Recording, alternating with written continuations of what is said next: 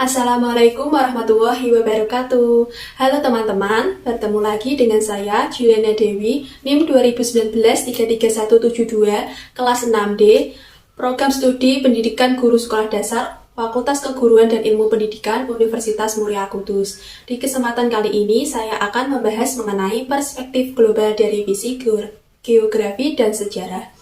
Nah, yang pertama, perspektif dari visi geografi. Geografi adalah ilmu keruangan yang mengkaji berbagai fenomena dalam konteks keruangannya. Ruang yang dikonsepkan dalam geografi yaitu permukaan bumi yang 3 dimensi, terdiri atas muka bumi yang berupa darat dan perairan, serta kolom udara di atasnya.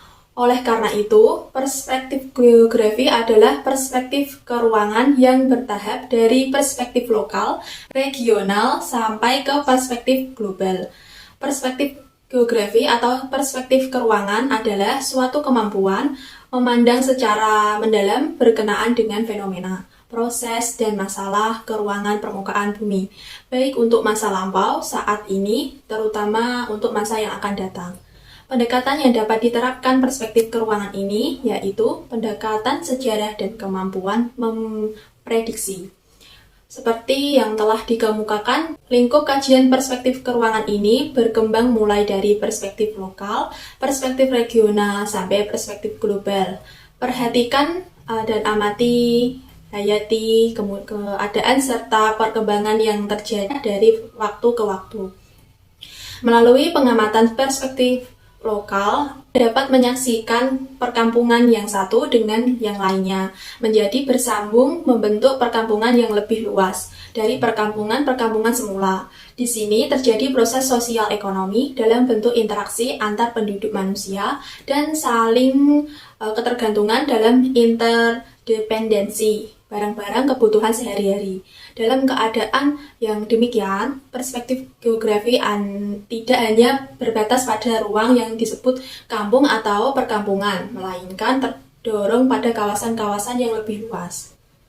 Dalam proses perluasan kota dan penambahan serta pertambahan penduduknya, serta terjadi proses yang dikenal dengan sebutan urbanisasi. Urbanisasi sebagai suatu proses menurut W.J. Weworonte, A. Sarif, Puradimadja, Uton Rustam, Prisma 1972, terjadi karena adanya 3 peristiwa yang berkaitan satu sama lain. 3 peristiwa yang termasuk ke dalam proses urbanisasi itu, yang pertama ada perpindahan penduduk dari pedesaan ke perkotaan. Yang kedua ada perluasan area atau kawasan kota, dan yang terakhir perubahan cara hidup sebagai orang kota. Dari pembahasan yang baru kita ikuti, yang kita simak, perspektif geografi atau perspektif keruangan itu tidak lagi melihat kawasan lokal semata, melainkan telah menjangkau kawasan yang lebih luas. Oleh karena itu, perspektif geografi ini dapat disebut sebagai perspektif regional. Pengertian regional atau wilayah atau kawasan menurut Peter Haggett 1975 adalah bagian dari permukaan bumi, baik alamiah maupun binaan manusia, yang membedakan diri dari areal yang ada di sekitarnya. Ukuran regional luasnya bervariasi, mulai dari yang sempit, seperti wilayah kabupaten, lebih luas dari wilayah provinsi, dan lebih luas dari kawasan timur Indonesia, kawasan ASEAN, kawasan Asia Pasifik, kawasan Timur Tengah, dan sebagainya. Dari bidang geografi terkenal adanya konsep dasar globalisme dan bumi sebagai suatu planet, dan mengungkapkan bahwa bumi sebagai suatu global atau suatu planet itu berdampak luas terhadap kondisi alamnya dan kondisi kehidupan yang mendunia. Berdasarkan analisis perspektif geografi atau perspektif keruangan, penggundulan hutan yang terjadi secara regional di kawasan tertentu di permukaan bumi, pencemaran udara yang berlebihan di kawasan tertentu tidak hanya berdampak negatif, melainkan kawasan yang bersangkutan berdampak pada global bagi seluruh dunia. Pemanasan global yang telah menjadi kepedulian pakar-pakar lingkungan dan pakar klimatologi merupakan contoh perspektif global dari kajian geografi. Oleh karena itu, perspektif global ini dilihat dari jangkauannya, merupakan perspektif khas geografi. Nah, selanjutnya yang kita akan bahas perspektif global dari visi sejarah. Sejarah adalah ilmu yang menyelidiki kegiatan manusia dalam masyarakat pada masa lampau di dalam hubungan sebab akibat dan perkembangannya dalam waktu dan tempat yang bersifat unik dan yang mempunyai arti yang bersifat sosial. Adapun konsep-konsep dari ilmu sejarah adalah perubahan dan kesinambungan, sebab akibat, kausalitas, kronologi, objektif, evolusi, revolusi, nasionalisme, internasionalisme, peradaban, konflik, tradisi, kreativitas kebudayaan, humanisme, dan sebagainya. Dalam pengertian unit sejarah, sebagai suatu kesatuan kajian, sejarah memiliki 3 unit kajian sejarah, yaitu yang pertama, sejarah lokal. Sejarah lokal adalah proses perkembangan keaktifan kemanusiaan di daerah atau lokalitas tertentu atau lingkungan sejarah.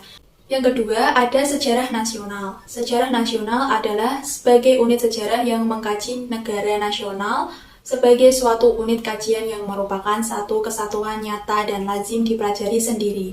Yang ketiga, ada sejarah dunia. Sejarah dunia adalah pengkajian dari bangsa-bangsa atau negara-negara di dunia. Perspektif global dari sudut sejarah dapat dilihat dalam peristiwa sejarah pada rentang waktu yang panjang. Apabila kita kaji sesuai dengan konsep-konsep ilmu sejarah, maka dari peristiwa sejarah yang terjadi pada tingkat lokal dapat berkembang dari tingkat nasional dan pada tingkat internasional dapat pula berkembang dan menjadi peristiwa dunia globalisasi ke wilayah lain.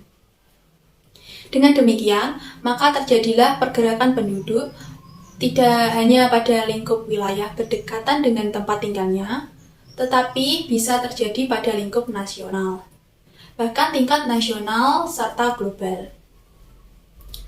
Contohnya saja pada peristiwa ditemukannya mesin uap oleh James Watt pada awalnya merupakan peristiwa sejarah lokal. Kemudian pada perkembangan selanjutnya mesin uap menjadi dasar dari lahirnya revolusi industri di Inggris. Lahirnya revolusi di Inggris merupakan peristiwa sejarah yang bersifat nasional. Dengan adanya revolusi industri, timbul masalah baru, yakni diperlukannya bahan baku, daerah pemasaran, dan penanaman modal. Kebutuhan akan bahan baku, daerah pemasaran, dan penanaman modal mendorong penguasaan terhadap daerah Asia dan Afrika, karena daerah yang cocok untuk itu adalah Asia dan Afrika, sehingga menimbulkan penjajahan di Asia dan di Afrika. Peristiwa penjajahan di Asia dan di Afrika merupakan peristiwa sejarah yang bersifat dunia atau global. Dengan demikian, kalau kita menggunakan konsep sebab akibat, dapat digambarkan secara kronologis sebagai berikut. Ditemukannya mesin uap adalah sejarah lokal, mendorong lahirnya revolusi di Inggris adalah nasional. Lahirnya revolusi industri mendorong penjajahan di Asia Afrika adalah sejarah dunia atau global. Telah diungkapkan oleh Immanuel Kant bahwa sejarah dan geografi merupakan ilmu dui tunggal. Artinya, jika sejarah mempertanyakan suatu peristiwa itu kapan terjadinya, dalam hal ini dimensi waktu dengan ruang saling melengkapi. Dengan dipertanyakan waktu dan tempatnya, maka karakter peristiwa itu menjadi jelas adanya. Dapat digambarkan bahwa perspektif sejarah mengacu pada konsep waktu, atau dengan kata lain, perspektif sejarah itu sama dengan perspektif waktu, terutama waktu yang sudah lampau. Perspektif sejarah suatu peristiwa membawa citra tentang suatu pengalaman masa lampau yang dapat dikaji hari ini.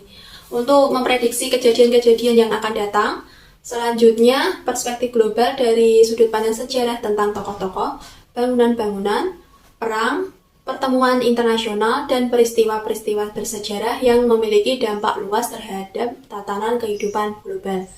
Dapat dimunculkan dalam pendidikan sebagai acuan transformasi budaya serta pengembangan kualitas sumber daya manusia generasi muda untuk memasuki kehidupan global di hadapannya.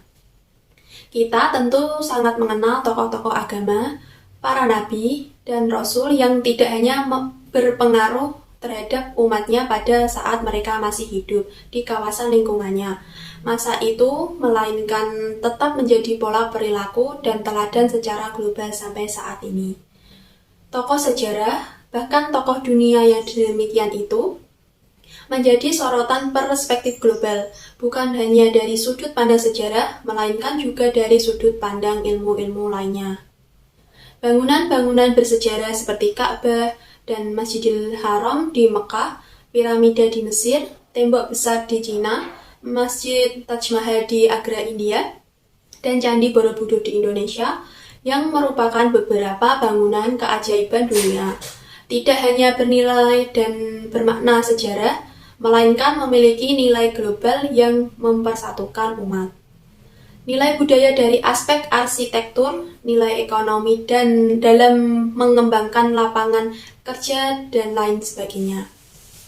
Secara material, bangunan-bangunan semacam itu bukan hanya merupakan pengetahuan, melainkan lebih jauh daripada itu. Wajib dijadikan acuan pendidikan mengenai nilai-nilai kemanusiaan, budaya, bahkan keagamaan yang ada di dalamnya. Pertemuan internasional yang bernilai dan bermakna sejarah seperti antara lain Konferensi Asia Afrika 1955 yang terkenal dengan semangat Bandung telah meningkatkan kesadaran masyarakat Asia Afrika akan haknya sebagai umat yang memiliki hak untuk berdaulat di negaranya sendiri. Bernilai kemanusiaan yang meningkatkan martabat manusia di kawasan ini. Peristiwa itu juga telah membukakan mata negara-negara maju sebagai bekas penjajah terhadap arti kemerdekaan bagi bekas negara jajahan yang wajib diperhitungkan. Dari peristiwa sejarah tersebut telah menyadarkan masyarakat dunia terhadap pentingnya persatuan untuk menghadapi negara-negara besar yang secara sosial, budaya, sosial ekonomi, dan sosial politik lebih kuat daripada negara-negara yang bersangkutan. Perspektif global sejarah yang demikianlah yang wajib diangkat dalam pendidikan. Dengan belajar sejarah, kita akan mengetahui perubahan-perubahan yang terjadi dan mampu belajar dari perubahan yang terjadi tersebut, sehingga mampu mengantisipasi, menghadapi, dan mengatasinya. Baik, sekian informasi mengenai perspektif global dari visi geografi dan visi sejarah. Apabila ada tutur kata yang kurang berkenan, saya mohon maaf yang sebesar-besarnya. Terima kasih. Wassalamualaikum warahmatullahi wabarakatuh.